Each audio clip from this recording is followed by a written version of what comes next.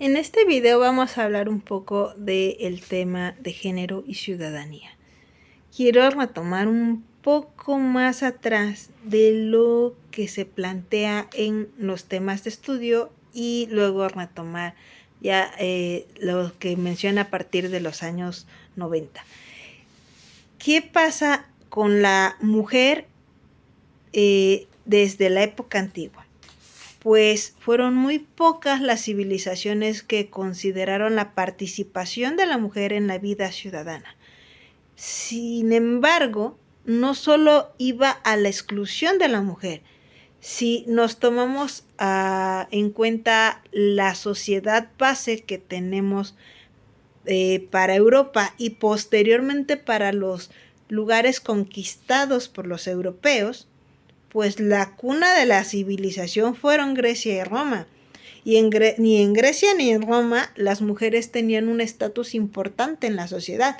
Si bien en algunos lugares se les dio un lugar a la mujer en algunas poblaciones griegas, pues nunca se tuvo el poder desde la mujer. O sea, no veíamos a personas, mujeres senadoras, mujeres en los parlamentos, mujeres como reyes, o sea, eran reinas, tenían otras obligaciones, pero siempre pegado con la idea de es que estás casada con el rey.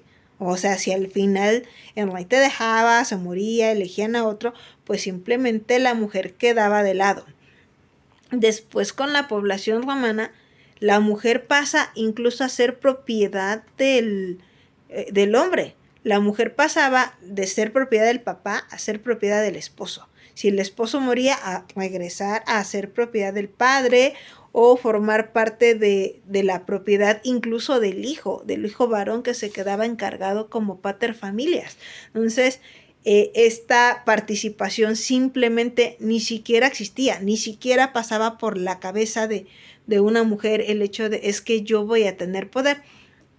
Fue obviamente hasta las monarquías en las que muchas mujeres tuvieron esta ambición de poder y decir, bueno, es que al final, por ejemplo, mi esposo es rey porque se casó conmigo y entonces pues yo tengo que conservar este poder que tengo y esta autoridad que tengo. Y obviamente esas mujeres fueron cuestionadas por su sociedad, fueron llamados incluso locas por pues querer tener un papel importante y un papel destacado como mujeres. Entonces, ¿qué tenemos a partir de los años 1900, que es cuando comienza esta parte de los temas de estudio? Bueno, en este caso, pues las mujeres comienzan a preocuparse por tener derechos civiles y políticos, porque no los tenían, porque simplemente eran una persona, eran un objeto o eran parte de una familia y eran dependientes de un hombre.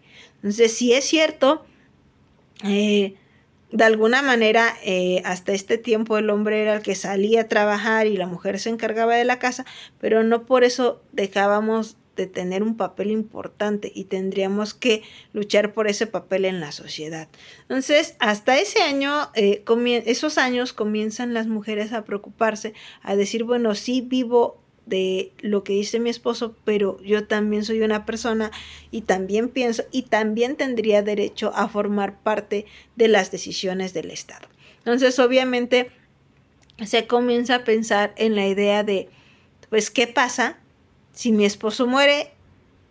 Simplemente me voy a quedar sin nada y qué va a pasar con mis hijos, ¿no? Y qué va a pasar, por ejemplo, con las propiedades que yo había tenido. En la actualidad, pues podemos pensar en, se muere el esposo, estábamos casados por bienes no mancomunados, obviamente me voy a quedar con la casa o la mitad de la casa y la mitad va a ser para los hijos porque los derechos civiles así los tienen, pero para esta época no. Entonces las mujeres comienzan a luchar por estos derechos y por no pasar a ser propiedad de un hombre, a ser propiedad de otro hombre o simplemente quedarse en estado de indefensión ellas y sus hijos porque algo le pudiera pasar al esposo. Entonces, pues empiezan a haber asambleas, empieza a haber esta participación, empieza a haber estos movimientos feministas que si bien podemos o no estar de acuerdo con algunos movimientos feministas, sobre todo que se dan en la actualidad, debemos reconocer que muchos movimientos feministas de aquellos tiempos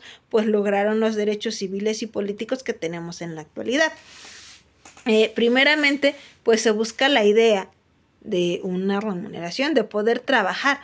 ¿Qué pasaba en estos años 1900? Pues obviamente surge también la revolución industrial. Entonces, ¿qué pasa con esta mujer que se queda viuda, a lo mejor por que su esposo trabajaba en alguna fábrica y tuvo un accidente?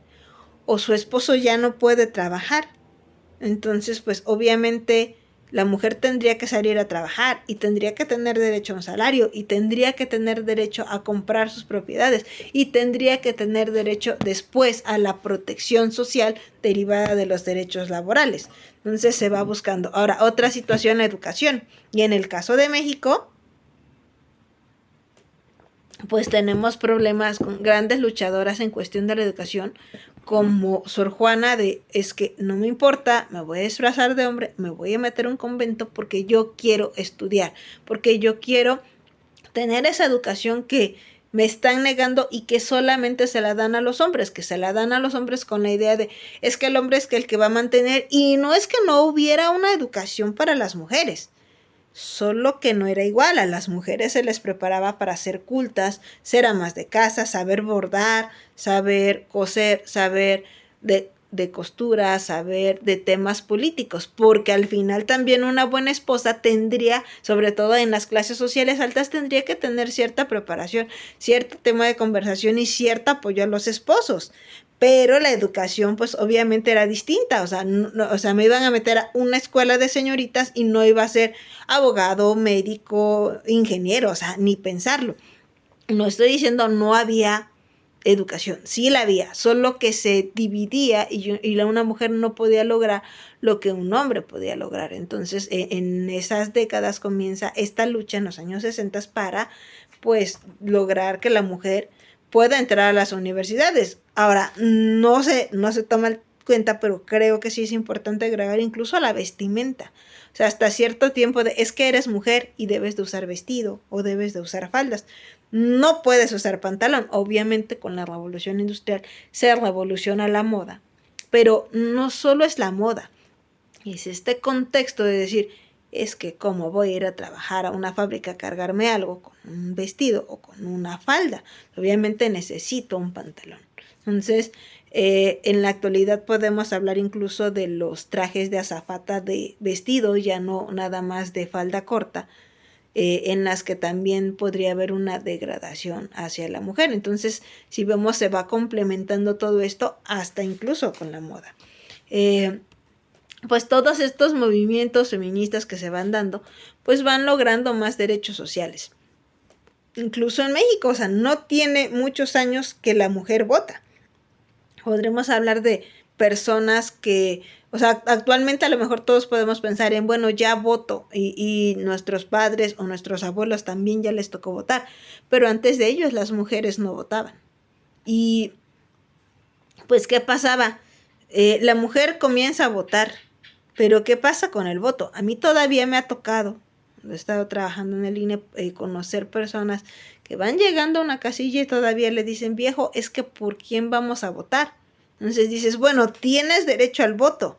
No te están diciendo que va a haber un voto más que va a decidir el hombre. Entonces todavía existe este problema. Incluso se han dado muchas pláticas en las que me ha tocado intervenir, en las que se busca empoderar a las mujeres en esta cuestión política, porque se dice, bueno, ya tienes acceso, pero no lo ejerces ni en tu comunidad. Tal se ha visto que a lo mejor se habla de la cuestión política y dices, bueno, el hombre pues que sea ayudante municipal y la mujer que sea representante de la escuela o del comité de padres de familia. O sea, se sigue relegando a las mujeres y sigue habiendo esta lucha para que las mujeres puedan tener derechos ciudadanos, derechos políticos, derechos civiles. También se ha dado esta transición. Actualmente se dice, bueno, que haya 50-50 en hombres, mujeres, en la representación popular. También considero personalmente que es como una exageración, o sea, si la mujer no quiere o el hombre no quiere, pues puede haber más hombres o puede haber más mujeres, ¿no? Pero de alguna manera, pues el hecho de que se abra el campo a la participación política de la mujer, pues obviamente es importante, porque siempre se ha dejado al hombre y siempre se ha relegado a la mujer y se comenzó a meter en ámbitos pues más importantes y que se siguen viendo como temas de mujer, temas de la cocina, la casa, los hijos.